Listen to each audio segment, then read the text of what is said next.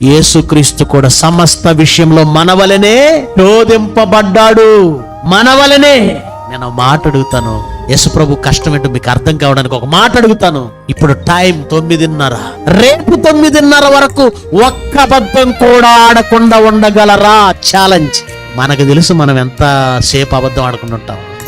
ఒక్క తప్పు జరగకుండా ఉండగలరా? ఒకరోజు మన వలన ఒక్క పొరపాటు జరగకుండా ఉండగలరా? ఎవరన్నా ఏమంటే మనం ఆలోచిస్తూ ఉంటాం, ఎవరైనా వచ్చి ఏం ఆలోచిస్తున్నారనగానే అది వాళ్ళకి చెప్పే విషయం కాదనుకోండి, వెంటనే మనం నోటి నుండి వచ్చే మాట ఏంటి? ఏం లేదండి అంట. ఇది అబద్ధమా నిజమా? అయిపోయింది, మనం అబద్ధం ఆడేశాం. చూపే పాపం అన్నప్పుడు, తలంపే పాపం అన్నప్పుడు 24 గంటలు ఒక చెడ్డ తలంపు రాకుండా ఉండలేమే?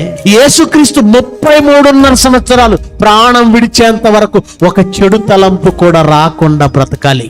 చిన్న మాట అబద్ధం, చిన్న మాట తప్పు మాట్లాడకూడదు, దూషించకూడదు, తిరగబడకూడదు. నిర్దోషంగా, నిష్కళంకంగా ఈ రక్తం ఉండాలంటే ఇప్పుడు ఆలోచించండి.